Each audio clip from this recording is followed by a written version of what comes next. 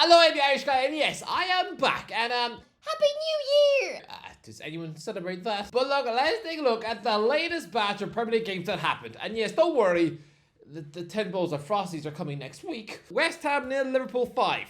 Liverpool are ruining the league. I'm sorry, but they are absolutely sensational. All credit goes to Arne Slot for breathing world-class magic back into this team. And Christ above, Mo Salah is having an absolute dream season. This guy is absolutely chewing the fences for tea. He is on course for a Ballon d'Or year, which is mental considering everyone thought he was a burnt-out nugget only 2 years ago. Remember when he returned from the African Nations Cup in 2022 and looked largely off the pace? Imagine being told that 2.5 years later, the guy will be on track to be crowned best player in the world in his 30s. Here they were absolutely destroying West Ham, eating them for breakfast with Trent Alexander-Arnold plagiarizing Anthony Gordon's celebration by going, cheap, cheap, cheap. Is this just the norm now for how players respond to speculation in the media? But lads, Liverpool are incredible. But I have to say, they are spoiling the league. Come on, the title race is dead. Because they've been such a winning machine, then yeah, they are now 8 points clear of second. And I mean, do you know who is in second?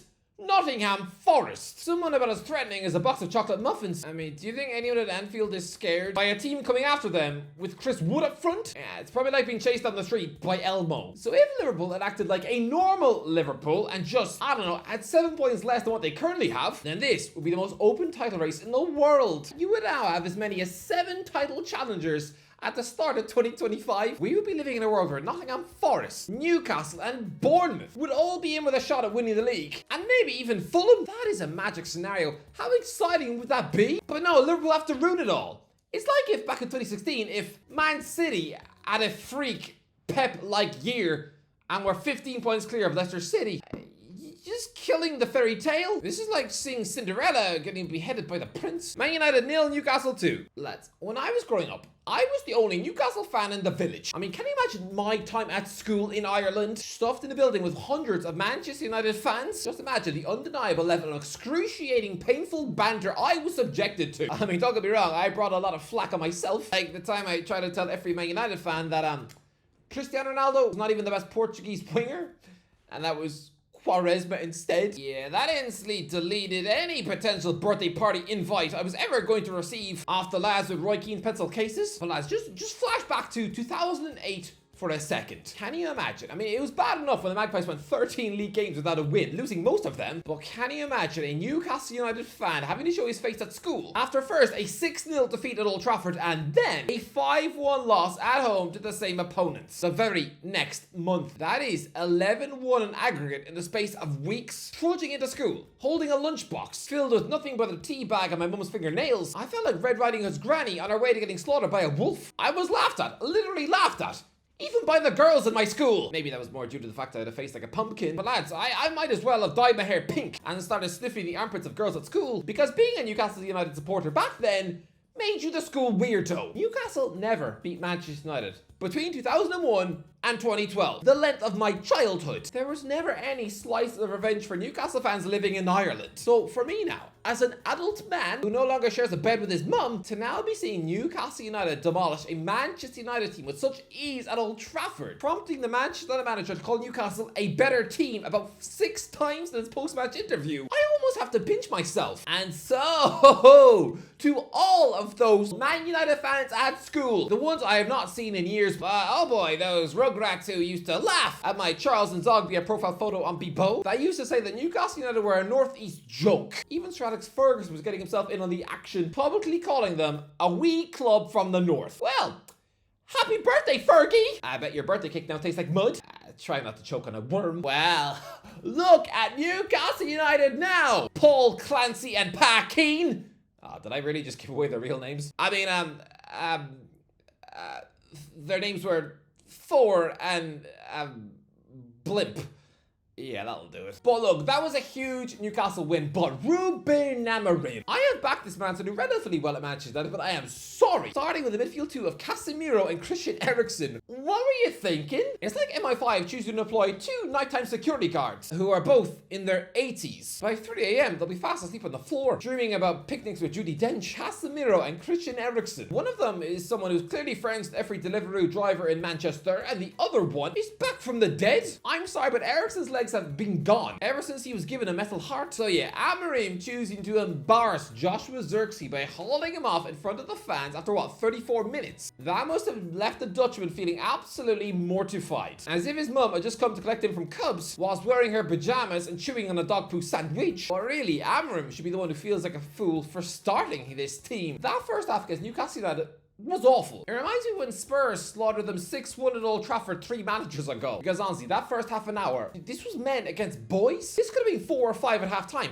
Bruno, Tonali and Joelinton, they looked sensational in that midfield. A walk in the park. Newcastle were unbelievably good against a terribly awful Manchester United. Look, the inevitable defeat at Anfield is up next, sure, which is probably going to push them closer to the relegation zone. But don't worry, okay, you've got a home match against Southampton next. That is 3 points, an easy 3 points. And then it's Brighton at home 3 days after that. 2 home wins at Old Trafford in a row to shut up this relegation nonsense talk, because Man United are not going to dip their toes into the Championship. Are you insane? Amorim is going to push them up the table soon, so I don't want to hear any relegation talk. It is absolutely nuts. Everton 0, Nottingham Forest 2. Nottingham Forest?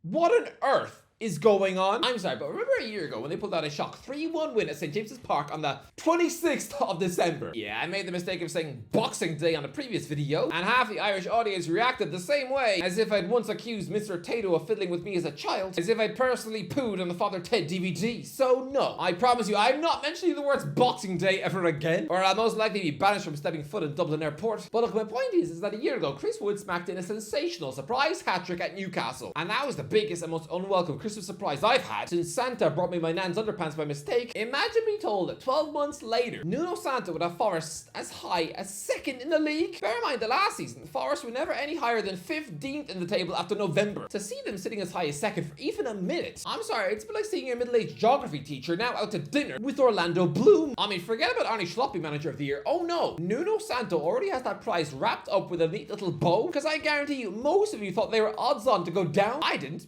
I thought they'd have a decent season and finish, what, 12th? But part of me also thought that I was being insanely generous. I mean, 12th? When everyone had a Santa written off as some pasta donut coach. I mean, this is a club we've been laughed at for the same supposed mistake 2 summers on the bounce. Remember when they coughed up a hefty £40 million to take Morgan Gibbs White from Wolves, and then paid a similar amount to take Elliot Anderson out of Newcastle? Both times the club were absolutely mocked, with everyone thinking that Forest were nuts, just duped into paying big money for average British sludge. Yeah, no, because both men are in such electric form, they could arguably be in Thomas Tuchel's first England squad. But surely Forest are going to fall off soon, because I'm sorry, Nottingham Forest in the Champions League? Surely not. And what? Seeing them take on Real Madrid on a Tuesday night? It sounds like the most bizarre, unlikely crossover in the world. Like a crossover between Bridgerton and Peppa Pig. I don't want to see her getting turned into bacon by her dad. But look, Sean Dyche should feel relieved, because right now, the Everton fan fury online is directed at Neil Maupay. Remember that absolute villain of the Premier League? Yeah, he's currently on loan at Marseille, living in a dressing room where he's not actually officially the biggest bad guy there. So he's probably missing some attention. He's like the Green Goblin in the last Spider-Man film. He's not actually the worst villain there. This man just wants to watch the world burn. So yes, when he's on his way to work and he has to probably squeeze past angry feminists chucking croissants at his teammate's car, he's probably wanting to feel the rush of being hated himself. And so yeah, I mean, he probably spent Christmas Eve sending mean DMs to James Madison, as he after being ghosted all day. By 1 a.m, Neil was probably reduced to calling his mum fat, but he has now successfully triggered Everton. Whenever I'm having a bad day, I just check the Everton score and smile. I actually quite like how unashamedly evil this man is. Ipswich 2, Chelsea 0. Yeah, don't read into this. Just don't. I feel the need to stress this clearly, because yes, Ipswich Town beating Chelsea at home might look like a season turning point. Now this means that the Tractor Boys are now staying up, but no. Look, this is a terrific win, but any club who needs to wait until hours before New Year's Eve to register their first home win of the season, they ain't staying up. Look, this is an amazing Ipswich win, but it's just a rare, happy moment to have from a relegation season. This is like when Cardiff and Norwich both beat Man City, or when Blackpool beat Liverpool, or when West Brom beat Chelsea, when Watford beat Man United. Just a neat little collectible memory to take from what was ultimately a relegation season of absolute top-flight hell. But look, Ipswich got the win. Omar Hutchinson bagged a goal against his former club before doing those nanny backflips, and that must have felt sweet. But look, Liam Delap absolutely ran the show up front, and I have to issue this 21-year-old man an apology, because I automatically assumed that Rory Delap's son was just an average championship beanpole striker, somebody who would splutter and choke in the Prem. Yeah, I'm gonna say this. Liam Rory Delap, he is right now better than Evan Ferguson, and yeah, most people won't realize this, but Delap, he's actually played in the Champions League before for Man City. He is absolutely the real deal. He's a Champions League player. It's just a shame he's never going to declare for Ireland like his dad. Leicester 0, Man City 2. Well, this is pretty annoying because back in January, I tipped Manchester City to lose to a newly promoted club in 2024, and specifically, maybe Leicester in December. And as today, I should be technically dunking a bucket of ice cream over my head, because how did Jamie Vardy not score? Leicester had so many chances. Well, as I have to say, this is a much needed City win for sure, but my fantasy football team has basically been rewarded for me falling asleep at the wheel. Because I have not changed my team in weeks, I mean, I've neglected it more than the goldfish I had when I was 8, as proven by the fact I should have taken Savinho out of my team months ago. I'm guessing nobody still has that man in their fantasy football team in December, because this frustrating Brazilian balloon has had a worse end product than Anthony, which is bonkers to the extreme. But yeah, because I have not changed my team in yonks, Savinho was somehow still in there to get me a goal and an assist. Honestly, my fantasy football team is a bit like walking into your elderly neighbor's house after he's been sitting dead in a chair for a month. Yeah, of course there's now going to be maggots in the toast and cats choking on his toes. But yes, brilliant Man City win, but oh boy, does the relegation zone look depressing. I said in the summer that all 3 newly promoted clubs would go back down, and I'm sorry, I don't want to be right. I don't want to see all 3 new clubs get relegated easily. 2 seasons on the bounce. How depressing is that? I mean, can you imagine if we lose Leicester, Southampton and Ipswich and replace them with Sheffield United, Burnley and Leeds? Okay, yes, Leeds are a huge club, so I can get on board with that, even though we recently had them in the top flight, but I don't want the other 2 boring yo-yos. No, I don't want to see them back up, especially not Sheffield United under Chris Wilder. It's like your mum inviting your maths tutor around for tea. You know they're not going to be interesting and fun. They're just going to sit in that chair and drone on about algebra until you feel like drowning yourself in the soup. Tottenham 2, Wolves 2. So, Tottenham just got booed off by their own fans in December as they slumped to 11th in the league. I'm scared for Ange Postecoglou because Tottenham are now closer to the relegation zone than they are the top 4. But this is football heritage. Tottenham now are exactly the same Tottenham who I was first introduced to back in 2004. Because yes, on paper, they finished 14th in the Premier League that year under David Pleat. Incredibly inconsistent, sure, but they were so fun to watch. 4 straight defeats around Christmas, and then 5 wins from 6 matches, where they scored 4 goals, 4 games on the bounce. I mean, it was even more insane the following season. 6 consecutive defeats, and then immediately 5 consecutive wins. Spurs have always been mental in the Prem. This is what they do. Spurs are entertainers. They always have been. Spurs at their best are like the court jester of the Premier League, the Krusty the Clown of English football. So honestly, this is just what Spurs do. Fulham 2, Bournemouth 2. Yeah, none to see here. Just a pretty entertaining match between 2 good teams. See, Fulham fans, I don't hate you. Honestly, I was reading a couple of comments over Christmas from Fulham fans actively complaining in the comments that I hate their club. How could anyone possibly hate Fulham? What a waste of energy. It would be like being on a date with someone and they tell you that they despise Paddington Bear or that they are utterly triggered by Shaun the Sheep. No, Fulham are like that friendly old man in the Premier League who smile and wave at you in the neighbourhood. Who could possibly hate Fulham? What I am guilty of is not finding Fulham interesting enough, which is on me because Marco Silva has created a good team. But you've drawn nearly half of your games this season. I'm not too excited by a team who always draws. It's very vanilla behavior. No wins, no defeats. Just a lot of mediocrely satisfied afternoons. So look, you've done well. I mean, you've recovered from losing 4-1 at home to Wolves to go 7 games unbeaten. And there were some tough games in there like Spurs, Liverpool, Arsenal, Chelsea. So you've done well. But I don't know, it's not that much to talk about with Fulham. Aston Villa 2, Brighton 2. Yeah, Morgan Rogers scored again. Thankfully, Neville and Carragher were not brainwashed enough to squeeze him into their teams of the season so far, although they said they were close. When Tarek Lamptey fired home that late equaliser for Brighton, Villa fans must feel so deflated because this really is turning into an absolute damn squib of our Premier League season. 9th in January isn't terrible, but Crystal Palace 2, Southampton 1. Oh, wow, Southampton are going down. 6 points? 6 points? Wow, that is pathetic.